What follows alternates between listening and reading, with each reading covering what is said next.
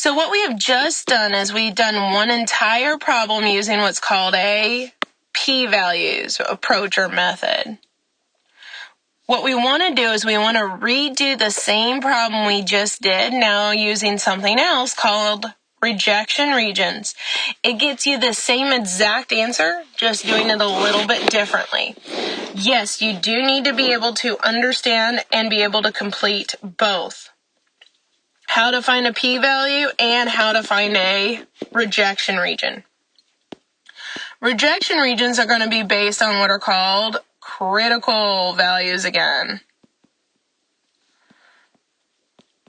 So instead of dealing with areas like we do with the p-values, we're going to be dealing with the z-values. So it's actually no extra work. It's going to be about the same amount of work we just did for the last problem. It's just a little bit different.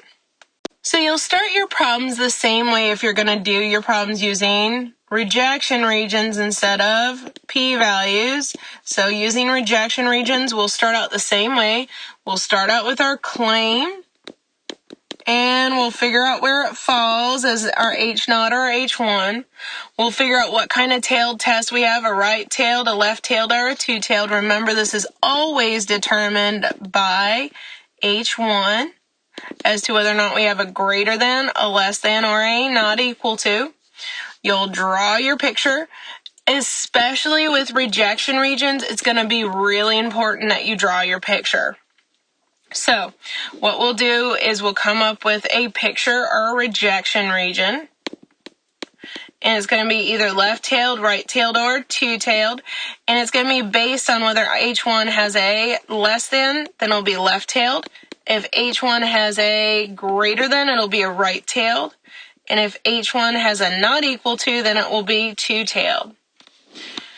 What we're going to first do is our one prop Z test, just like before, where you'll start out by pressing your stat key. You'll arrow over to the right 1, 2 times until you get over to the test option. You'll scroll all the way down to option 5, most likely on your calculator, and that's your one prop Z test. You'll enter in the same exact information you did before, a P, not, an X, an N, and then either you're not equal to, you're less than, or you're greater than. So one of those threes, and that will tell your calculator whether or not you're doing two-tailed, left-tailed, or right-tailed.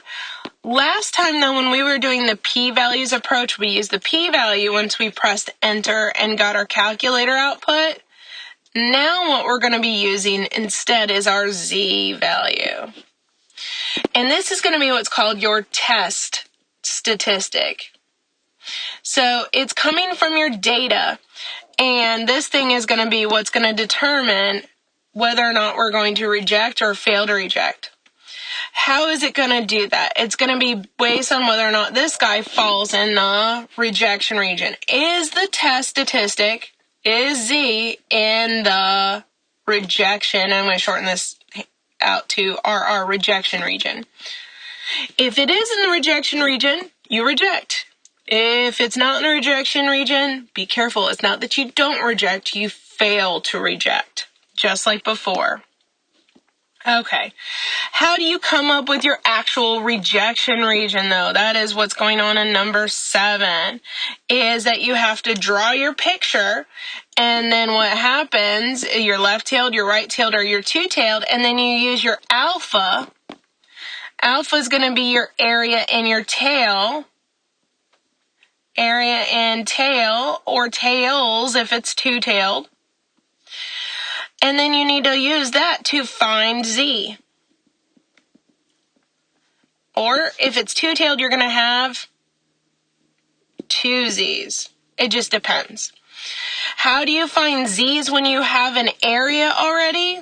Well, we did this way back when. In Chapter 6, it's you use your inverse norm on your calculator. So we'll draw our picture. We'll make up our rejection region. If our test statistic does fall in the rejection region, well, if it's falling in an area that's called a rejection region, that means we will reject. We're always rejecting or failing to reject H0. So we'll reject H0. If we don't fall in the rejection region, it's not that we don't reject, we fail to reject H0.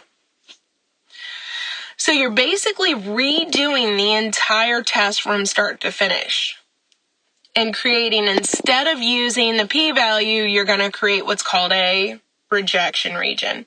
And at the very end, you will still write out a final sentence just like we did before in context of the original claim.